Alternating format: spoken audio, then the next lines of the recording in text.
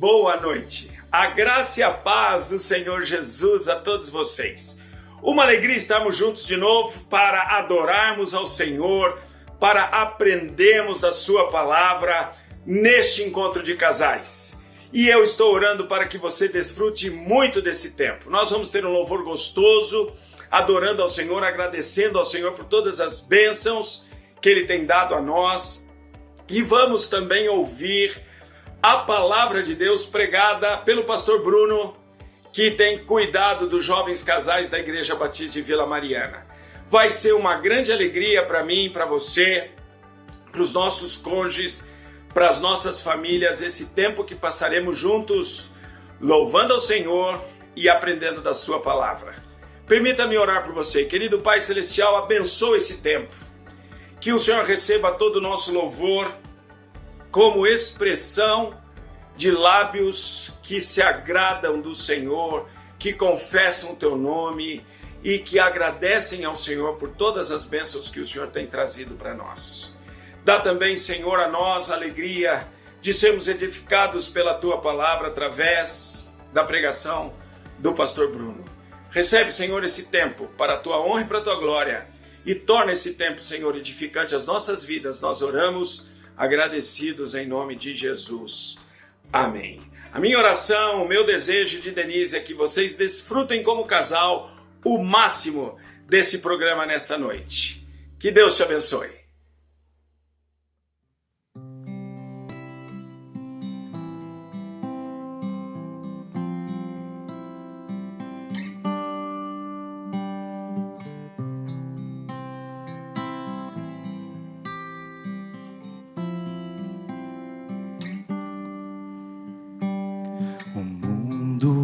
De passar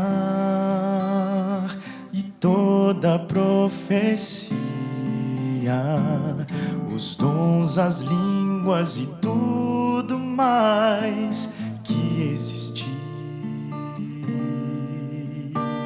Porém, como aquele que foi, hoje é e para sempre há de ser. O amor é essência de Deus e para sempre também vai viver. Bondoso e sem rancor, fiel e consciente,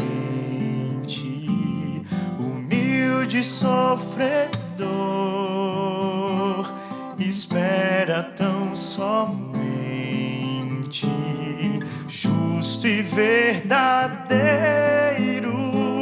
tudo suporta e tudo crê. Tão puro e perfeito é o amor, não busca interesse ou favor. Mistério, expressão, vida e luz do Senhor.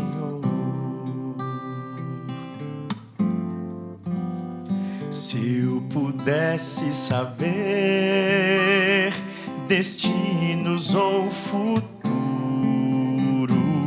fazer mover as montanhas com minha fé.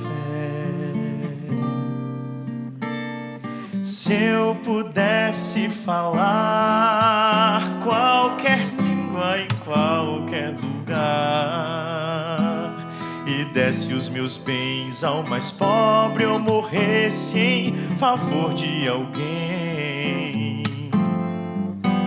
Se não tivesse amor,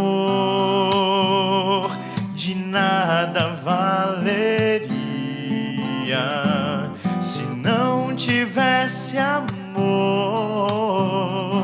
proveito algum teria. E sem razão, a vida então passaria. Vazio seria o falar, um sino que insiste a tocar. Se dentro de mim não valesse o amor, se não tivesse amor, de nada valeria.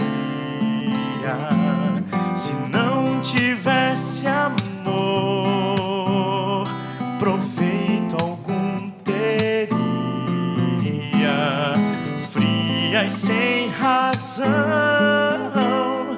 a vida então passaria,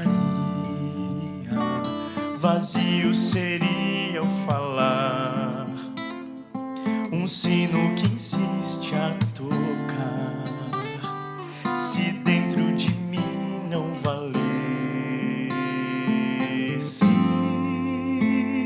o amor.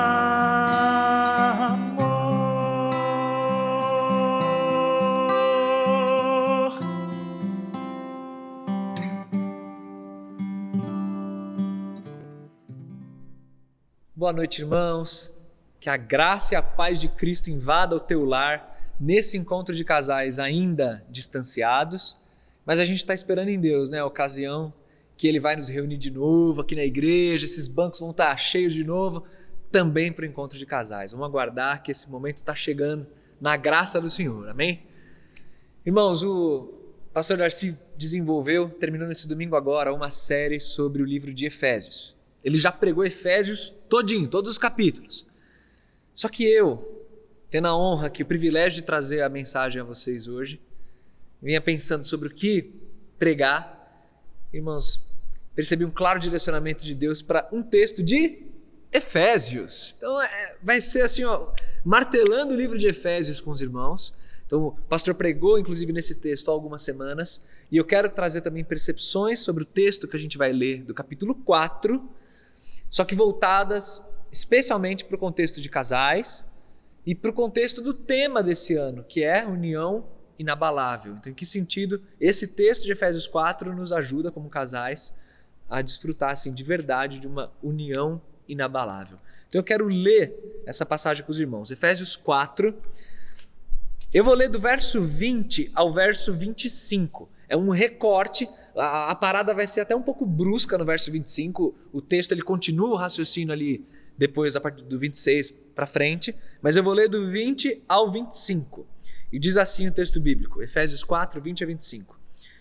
Todavia, não foi isso que vocês aprenderam de Cristo.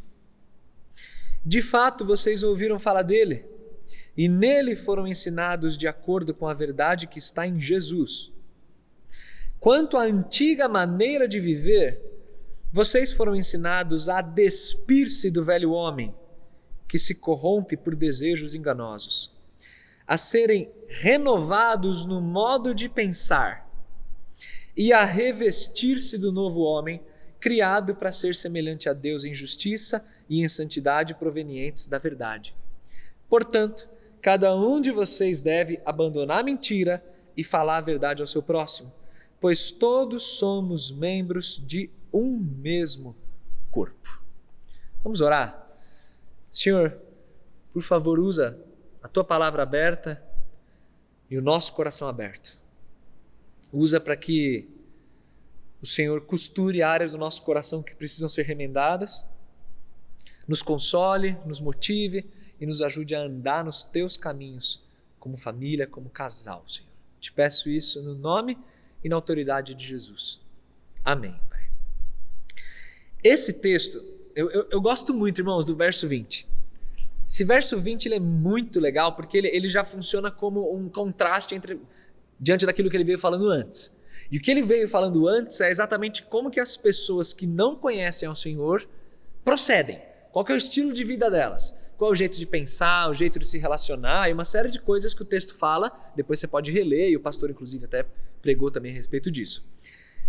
O verso 20 ele funciona como o início desse contraste exatamente por conta desse todavia, o mas não foi assim que vocês aprenderam de Cristo. Eu gosto muito desse verso, porque eu me lembro dele em situações assim cotidianas, quando de repente eu tomo uma decisão ou reajo de alguma maneira a uma circunstância, ou percebo em mim uma inclinação, um jeito de pensar que não é exatamente aquilo que Cristo tem, e aí, sabe, me vem à mente mas não foi assim que vocês aprenderam de Cristo. Isso aqui deixa muito claro a diferença e aqui eu vou usar uma palavra que o próprio pastor Darcy usou muito na mensagem dele nessa passagem, é a diferença de perfil. Aqui você vê qual é o perfil de uma pessoa que ama Jesus e que anda nos caminhos dele. O perfil dessa pessoa é marcado por aquilo que é celestial. Então, não foi assim que a gente aprendeu de Cristo. Antigamente a gente era desse jeito que o capítulo mostra, mas a partir de agora, não. Porque a gente aprendeu uma outra cultura, um outro perfil no caminho de Jesus. E aí que a gente chega aos 3 verbos aí que eu quero me concentrar nessa primeira parte da mensagem. Que você tem aqui o verbo despir, o verbo renovar e o verbo revestir. Essa sigla aí, DRR. Em aconselhamento bíblico a gente usa muito esses verbos, conversando com as pessoas e lidando com os dilemas pessoais delas. Deixa eu te explicar com uma ilustração que eu gosto muito, que faz bastante sentido para entender esse texto e entender onde a gente vai chegar enquanto casais também diante disso. Despir, renovar, revestir. Esses 3 verbos eles descrevem exatamente um ato bem cotidiano, inclusive muito comum no dia de sábado, é um dia que a gente costuma fazer bastante isso, que é tomar banho. Pensa aí no ato de tomar banho. O que é tomar banho? Você chega sujo em casa. Imagina que você chegou lá do futebol, sabe? Do society, que tem aquelas graminhas enviadas pelo inimigo, que elas não saem jamais assim do corpo, do sintético, sabe? Já viu que a chuteira fica com aquele caos? Imagina essa situação. Você chegou em casa com a roupa suja, suado. Aí o que você faz? Você entra no banheiro. Você está sujo, suado, acabou de vir do futebol.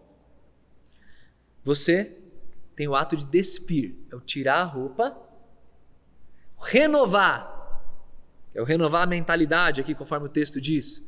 Seria o ato de tomar banho, limpar, ficar cheirosinho, bonitinho, e você sai do box, se seca e você se reveste, quer dizer, você coloca uma outra roupa. Esse mesmo processo do ato cotidiano de tomar banho é o que a gente tem que fazer na nossa caminhada com Cristo. No nosso dia a dia, sempre se lembrando do que é que eu aprendi com Jesus. Porque o que eu aprendi com Jesus é exatamente isso. Eu devo me despir do velho homem que se corrompe por desejos enganosos. Então, tudo aquilo que eu percebo em mim que não se parece com Cristo e que se parece demais com a minha própria natureza, é o meu suor, é o meu cheiro de humanidade, de pecaminosidade, isso é o que eu vou me despir, eu vou tirar isso da minha vida. O verbo renovar ele é fundamental aqui agora, porque cristianismo não é simplesmente uma substituição comportamental. Cristianismo não é tipo assim, seria um discurso muito superficial, aquela coisa, você fala assim, agora você vai falar desse jeito, e só parar nisso. Você muda o exterior da pessoa. Você anda assim, agora você vai andar desse jeito. Você fazia assim, agora você vai fazer desse jeito. Não é só uma substituição exterior e comportamental. O verbo renovar é fundamental, porque você tira a roupagem velha e você renova o seu modo de pensar. O que é isso? É a limpeza que a palavra de Deus traz, é a pureza, a purificação do Espírito Santo. É te transformando o coração. É uma mudança profunda, substancial, é aqui dentro. Então você é limpo pela palavra, sabe? O sabão, lava o meu rostinho, lava o pezinho, igual a gente canta para as crianças. É isso aí que Cristo faz com a gente. E aí depois disso, quando você está limpo, o coração está limpo, é natural que a roupa que você vai usar é uma roupa característica do novo homem, criado para ser semelhante a Deus em justiça e santidade provenientes da verdade. Justiça e santidade provenientes da verdade. E é aqui, quando ele fala de verdade, que a gente chega no verso 25, quando ele vai refletir a respeito de verdade, só que colocando a questão da mentira em foco. Eu quero falar com os irmãos bastante sobre mentira. Essa fórmula que eu estou apresentando aqui, nesse trecho de Efésios, esse despir, renovar, revestir, vamos colocar que é uma fórmula geral que vai acabar atingindo várias áreas da nossa caminhada com Cristo. Tanto que ele vai falar de mentira, ele vai falar de ira, depois ele vai falar de roubo, ele vai falar de conversações. Então, em cada uma dessas áreas práticas, o que vai ser aplicado é exatamente essa forma, de você abandonar o estilo antigo, o velho homem que habita nesse coração peludo, e se lavar na palavra e se revestir do novo. E aqui, irmãos, eu quero muito falar sobre verdade e mentira, eu quero ser muito prático no contexto de casamento. Sabe, eu vim pensando, amor inabalável, esse é o tema que a gente tem falado como Ministério de Casais ao longo do ano. Como a verdade é fundamental para você viver de fato um amor inabalável. O texto é muito claro. Portanto, cada um de vocês deve abandonar a mentira. Ele acabou de falar, né? O novo homem, ele é revestido de verdade. Então a gente tem que abandonar a mentira. Se despir da mentira. E o que você faz? Já com o coração renovado, você fala a verdade ao seu próximo. Pois somos membros de um mesmo corpo. Irmãos, eu não quero assim ficar refletindo muito, filosofando muito aqui a respeito dos tipos de pecados que existem, ou quais são os mais graves, quais são os mais nocivos, quais que causam maiores estragos. Mas eu queria abrir o coração aqui com os irmãos de que na minha experiência pessoal, andando com Jesus, das pessoas que eu aconselho, de diversas faixas etárias, e especialmente casais, eu observo que o poder destrutivo que a mentira tem é absurdo. Porque, irmãos, às vezes a gente tem situações que são difíceis, que são graves, que precisam de, um tratamento específico, que precisam de cuidados específicos da palavra, aconselhamento, muita oração, muito apoio mesmo. Só que enquanto as coisas estão às claras, por mais difíceis que elas sejam, a questão está ali. A sala está iluminada, a mesa de cirurgia está com todos os equipamentos, nosso coração com todos os machucados dele, mas está ali, você está vendo. E o que você está vendo, você está lidando. O problema da mentira é que ela apaga a luz. A mentira esconde ferramentas, a mentira ela não... Você fica com dificuldade de lidar verdadeiramente com as coisas porque existe um indivíduo, seja homem, seja mulher, um dos cônjuges que mente. E aqui, quando eu falo de mentira, a gente pode se referir a coisas grandes, situações realmente graves, mas pode se referir também a questões pequenas do cotidiano e que não existe um laço profundo, um laço inabalável, exatamente porque a mentira está deixando um fio solto, está deixando o nó frágil. Então a gente precisa falar sobre mentira. Dentre os pecados da Bíblia, a mentira ela é aquele pecado que está no RG, assim, você vira as costas do RG, a paternidade está bem clara. É o diabo. Jesus fala explicitamente que o diabo é o pai da mentira. Irmãos, vocês que cresceram em lares onde a mentira existe de maneira muito forte, ou existiu, você sabe do que eu estou falando e do poder destrutivo que a mentira tem numa família. Eu fico refletindo sobre a mentira, né? Eu fiquei pensando aqui, conforme eu ia ler esse texto com os irmãos, refletindo sobre a mentira. Por que Deus odeia tanto a mentira, né? Eu vejo explicações bem claras sobre isso. Se você parar para pensar comigo, no Éden, o comecinho lá, Gênesis 3, o pecado ele começa com uma mentira, né? A distorção que a serpente faz das coisas. Eva cai naquela mentira, acredita naquilo. E depois que eles pecam, acontece que eles se cobrem, quer dizer, essa coisa de se esconder de Deus, e eles pervertem a verdade, né? Jogando a culpa um para o outro para um, e ninguém querendo assumir. Você vê que a mentira ela faz parte de grandes histórias da palavra de Deus. Família de Abraão. Lembra? Abraão, Isaac, Jacó, os irmãos de José. Tudo tem mentira envolvido em episódios centrais dessas narrativas. No Novo Testamento, né? Ananias e Safira, o casal que morreu por conta de mentira. Mentira combinada, né? Mentira grave ao Espírito Santo, como Pedro coloca. Então você vê que a mentira ela tem um poder destrutivo muito, muito grande. Agora, por que Deus odeia tanto? Sabe esse episódio que eu falei de se esconder, né? De colocar a folha de figueira na frente, não se revelar como é? Deus odeia a mentira porque a mentira ela promove a ruptura e o esconderijo. Por que um marido mente para a mulher? Porque ele quer esconder alguma coisa. Ele não quer revelar determinado aspecto da vida dele. Por que tem gente que tem tanta dificuldade de deixar a mulher ter acesso ao celular? Não vê aí, vê tudo. Porque tem coisa que, não, ela vai entender errado, ou isso aqui, ou tem um grupo que eu recebo tal imagem, tal coisa. Que tipo de grupo você está participando? Que tipo de coisa tem no seu celular? Se eu, como casal, tenho dificuldade de ter acesso a tudo da vida do meu cônjuge, o que está acontecendo? A mentira, ela é perigosa porque ela tem essa coisa da ruptura. É o esconderijo. Só que tem um aspecto ainda pior da mentira. E esse eu penso que ofende especialmente o coração de Deus. Mentir nada mais é do que assumir o controle da narrativa. A gente sabe pela palavra que quem tem o controle da história é Deus. Deus é o Senhor da história. Quando eu minto, sabe o que eu estou dizendo? Basicamente isso. Deus, eu sei que a história aconteceu assim, assim, assado, mas eu não gosto dessa história. Essa versão da história eu não gosto. Eu prefiro de longe a minha versão da história. E na minha versão da história, eu não acessei nada que não devia. Na minha versão da história, eu não fiquei de conversinha com ninguém. Na minha versão da história, assim, eu já tinha levantado para ajudar, mas acabou que teve uma situação que me impediu. Na minha versão da história, e aí vai, entendeu? Você se assenhora da história. Eu sou o senhor da história.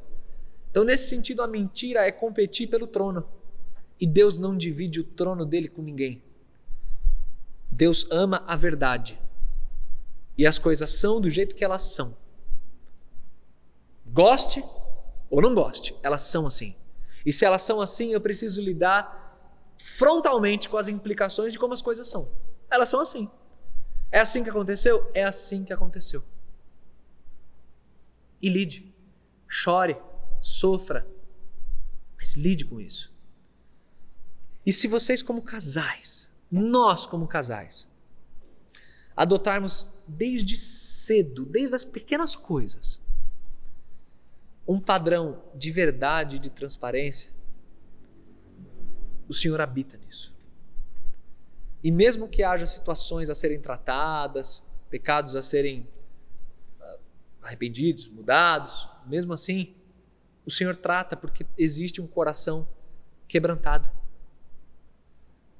Lembra de Davi? Por que ele é um homem segundo o coração de Deus? Porque ele é verdadeiro, não é porque ele pecou pouco. A gente sabe, né? Davi pecou muito. Adultério, assassinato, um monte de coisa tenebrosa. Mas quando confrontado, ele não se escondia, ele não inventava outra história, ele simplesmente dizia: eu pequei, fui eu, fiz isso. E traz as claras. Gente, esse padrão de verdade, ele cura. Desde uma situação pequena, como por exemplo, eu recém-casado, a Priscila, hoje a Pri, ela é assim, a Masterchef lá em casa, ela faz um monte de receita, manda mó bem na cozinha. Quando a gente era recém-casado, e ela é filha única, a mãe dela sempre cercou ela de muitos cuidados, ela não sabia assim muitas coisas de casa não, e de cozinha. E a gente comeu arroz e linguiça Guanabara por muito tempo. Foi o nosso prato, assim, o cardápio principal dos primeiros meses de casado. Hoje a Priscila faz cada receita, gente, galinhada, peixe à delícia, faz umas coisas maravilhosas lá. A Priscila é outro nível. Mas no começo, eu lembro dela fazer bife. Sabe, coisa pequena essa história que eu tô contando. Sabe aquela coisa de fazer um bife? Aí você come lá e pergunta: e aí, Bru, tá bom? Aí você fala: ó, eu achei o ponto do sal tá bom, tá bem legal, mas assim, não ficou legal não, ficou muito duro, ficou muito assim. Falava, e não é legal, né? Às vezes você ouvir, né? Você fica meio, poxa, tô querendo agradar, tô querendo dar o meu melhor. Só que no mundo as pessoas acreditam que tomar conta da narrativa e inventar uma história produz melhores efeitos do que você falar a verdade, porque a verdade machuca, né? Ah, fiz o bife, o cara fala que o bife ficou ruim. Mas por isso que a gente tem que ter maturidade para lidar com a verdade. Verdade dita em amor, naturalmente. E aí ela lidava muito bem. A gente dava risada junto, comia, não ia deixar de comer por isso. E eu tenho certeza que isso, inclusive, contribuiu para muito do crescimento dela. Agora, isso aqui é um exemplo pequeno. Mas é engraçado que nesse exemplo pequeno eu já aconselhei casal que o desafiando a ser verdadeiro nas questões pequenas da vida, o cara me diz assim, não, eu não posso, pastor, eu não posso. Minha mulher não tem maturidade. Se eu falar a verdade para ela, ela surta, ela entra em depressão, ela sai de casa, não dá. Gente, e você vai sustentar um relacionamento nesse nível de imaturidade e acreditando que poupar da verdade vir à tona com amor, com todo o carinho necessário, é a melhor coisa? Toda vez que eu acredito que a mentira é um bom recurso, eu coloco em minhas mãos uma ferramenta satânica. Eu acredito que os milagres, os poderes imediatos de Satanás são melhores do que o método de Deus. Agora, pensa no poder disso quando a gente fala de discípulos de Cristo, revestidos do novo homem, em justiça, santidade e verdade. Então, nesse detalhe pequeno, histórias pequenas, a verdade tem que tomar conta. A verdade é o que deixa o relacionamento inabalável. Até mesmo porque, quando chegava o dia dela cozinhar outra coisa, e eu falar assim, meu, isso aqui ficou bom, ela não tinha dúvida de que tinha ficado bom. Porque eu não mentia. Se não estava bom, falava que não estava bom. E a mesma coisa ela comigo também nas coisas que eu fazia. Agora, irmãos, esse aqui é um exemplo pequeno. Agora eu vou te contar uma história de um exemplo grande.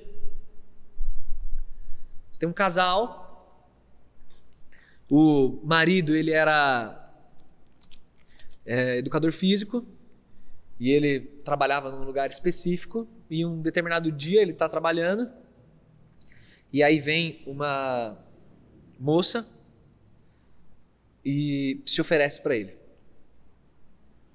Na cara dura, assim. Começou a se insinuar. Uma moça muito bonita e tal. E aí ele, então, muito perturbado com aquela situação, um crente genuíno, e ele se esquivou e falou, não quero nada. E ela ainda falou assim, mas por que você não me acha bonita? Ele falou, não é essa a questão. Tenho minha esposa, eu amo minha esposa, eu amo minha família, eu amo a Cristo, não. E saiu, fugiu. Quando ele chegou em casa, ele chegou meio transtornado, assim, né? Ele entrou em casa e a mulher percebeu, no semblante, que alguma coisa aconteceu. Porque afinal, né, gente, as mulheres sempre percebem, né? Deus as dotou de uma visão de raio-x. E aí, a mulher na hora perguntou, tá tudo bem? Qual foi a resposta? Não tá tudo bem. Porque isso é legal, gente. É a gente ser verdadeiro. Isso se espera de quem crê no Evangelho. Não tá tudo bem. O que aconteceu? Ele contou. Aconteceu isso e isso. Tal. A mulher ficou mal. Ele ficou mal. Ela ainda fez, gente, desculpa a palavra aqui, mas ela fez uma burrada. Porque ela ainda perguntou assim, mas você ficou tentado? Ela ainda perguntou isso. Não precisava, né, gente? Assim, mas ela perguntou. E ele foi muito honesto. Ele falou, fisicamente sim. Mas obviamente eu não quero isso porque é você que eu amo, é a Cristo que eu amo. E uma situação muito difícil. Ela chorou, eles choraram juntos, eles se ajoelharam, oraram juntos, se fortaleceram juntos. Acordaram no dia seguinte. Aí isso que eu te pergunto. Como que você acha que é o vínculo desse casal? O amor, a transparência. Foi fácil lidar com essa situação? Não. Mas, gente, é um casal que para mim é modelo. Foram meus padrinhos de casamento, estão juntos até hoje, em missões, trabalhando para o reino. Quando eu era noivo, eu olhava para eles e falava assim, eu quero um casamento igual deles. E essa história eu ouvi da boca deles, nos aconselhando há vários anos, quando ainda éramos namorados, a ter um relacionamento de transparência. E como isso faz diferença? Porque imagina, a esposa acorda, o marido acorda sabendo que nós somos transparentes. A verdade faz parte do nosso lar. O que acontece a gente trata, a gente coloca perante o Senhor, a gente confessa os pecados uns aos outros. E se isso é verdade no contexto do lar, do casamento, irmãos, isso é verdade no contexto da igreja também. no contexto dos relacionamentos variados, no contexto de pequenos grupos. A gente percebe um crescimento verdadeiro quando há, mesmo no contexto de amizade na igreja, sinceridade, genuinidade. Sabe aquela coisa de a gente estar sempre bem? E aí, Bruno, tudo bem? Como é que estão as coisas? Tudo bem. Sempre bem. Às vezes você até sabe que não está nada bem a situação. Seja no contexto profissional, no casamento, não está nada bem, mas está sempre bem, né? Alguém tem pedido de oração aí para fazer? Ora pela minha vida. Sabe aqueles pedidos de oração bem genérico assim? Irmãos, Deus nos vê como nós somos, nus. E olha que bonito, o nosso cônjuge, ele é a pessoa que também vê a nossa nudez, vê como nós somos exatamente. Então, se a gente começa a desenvolver um hábito de falar a verdade no lar, com o cônjuge, mesmo lidando com eventuais danos, mas de maneira madura, lidando com isso à luz da palavra, a gente cria esse hábito de ser alguém verdadeiro, alguém que ama o Senhor, ama a palavra e traz a verdade em tudo o que faz. Nessa lógica do despir, renovar, revestir, hoje eu me concentrei muito em falar sobre mentira. Porque esse texto Deus veio fervendo aqui no meu coração. Mas você pode aplicar para várias outras áreas da vida. E pensar, à luz da palavra de Deus, o que aqui no contexto do meu lar, do meu casamento, eu preciso me despir? De quem eu preciso me despir? Onde? Na palavra, na igreja, no aconselhamento, onde que eu preciso renovar minha mente aqui para agradar mais a Deus? E então vestir uma roupa que o agrada, me revestir do novo homem, no caráter que agrada a Deus, segundo o coração de Deus.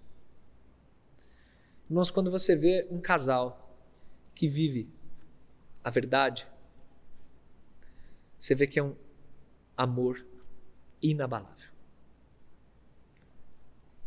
Isso é um amor inabalável. E pode reparar, a mentira é um pecado gravíssimo e que acompanha outros pecados. Que o camarada peca, a mulher peca e esconde, usa a mentira como um artifício. E isso está totalmente distante do Senhor. Então, nesse sentido, irmãos, eu quero caminhar aqui para o final dessa reflexão, voltando exatamente ao mesmo ponto que nós começamos, que é o verso 20. Todavia, não foi assim que vocês aprenderam de Cristo. Muita gente segue pessoas da internet, participa de cursos, ouve isso, ouve aquilo, dicas assim, dicas assado, métodos assim, métodos assado. Muitos casais têm dificuldades mesmo dentro do contexto da igreja, mas não trazem as claras, não traz as claras e acaba procurando ajuda externa, isso e aquilo. Do que você quer revestir o teu coração e a tua mentalidade? Irmãos, é o Evangelho, são os ensinos que estão aqui, é isso que deve preencher o nosso coração. Que sejamos transparentes, francos, genuínos nos nossos relacionamentos, sem nos cobrirmos de folhas, como lá no Éden, para sermos socialmente aceitos, nada disso. E nem com a pessoa que mais ama a gente, a pessoa que a gente mais ama, nossa esposa, nosso marido. Se tiver algo para ser confessado, algo para ser lidado junto à luz da palavra, aproveita, irmãos, aproveita esse momento pós-encontro de casais, para conversar, para orar juntos, para se apegar mais a Cristo, para se aproximar mais da igreja, de nós pastores, liderança do ministério. Esse ministério existe para amparar as famílias, para amparar os casais. Então o apelo que eu te faço, encerrando essa reflexão, é: sempre traga a verdade como um valor do novo homem, desse homem limpinho, já perfumado, que já tomou banho. A verdade pertence a esse novo homem. Então vamos lidar com o que for que tem no nosso caminho, vamos lidar. Porque isso, com a verdade de Cristo, com os ensinos dele, promove uma união inabalável, né? Um vínculo, um amor inabalável. Vamos orar? Te agradeço, Senhor Jesus, por essa parte da tua palavra. Te agradeço porque isso que nós refletimos assim de maneira bem geral, né, lendo o texto bíblico, eu tenho certeza que o teu Espírito Santo tem total liberdade, total condições de aplicar essa palavra individualmente e tem total condição de nos curar como casal, sempre nos ajudando a conversar, a termos transparência, a termos um relacionamento muito limpo e muito bonito na tua presença, Senhor.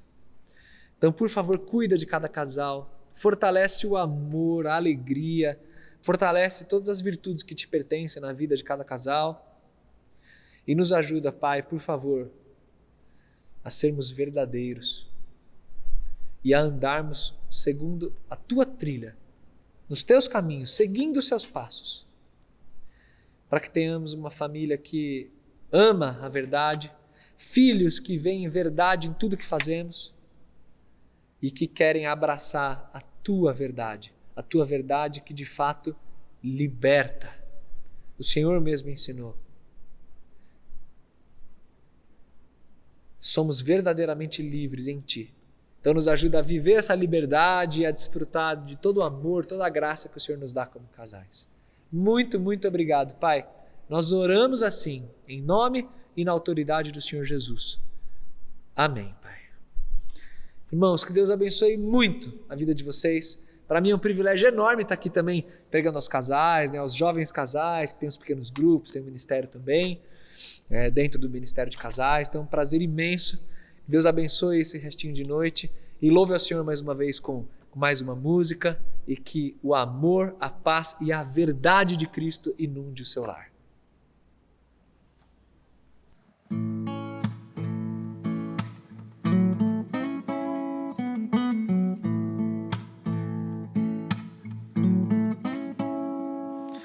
Quanto amor Ele tem por mim. Quanta dor sofreu por mim por amor. Quanto amor Ele tem por mim. Quanta dor sofreu por mim por amor. A razão de tão grande amor foi mostrar que a minha vida tem valor. Sou tão precioso para Deus que Ele deu o seu Filho pra morrer na cruz por mim.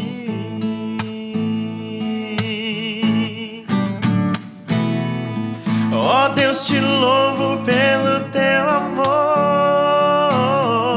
Tu mudaste meu interior e agora eu quero viver pra transmitir esse amor que vem de ti. Ó Deus, te louvo pelo teu amor.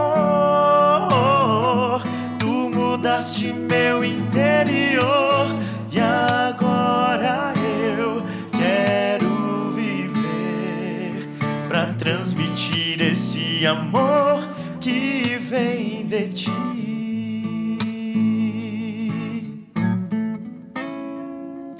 Quanto amor Ele tem por mim. Quanta dor sofreu por mim por amor. A razão de tão grande amor foi mostrar que a minha vida tem valor. Sou tão precioso precioso para Deus, que Ele deu o seu Filho pra morrer na cruz por mim. Ó Deus, te louvo pelo teu amor, tu mudaste meu interior e agora eu quero viver pra transmitir esse amor que vem de ti. Ó Deus, te louvo pelo teu amor,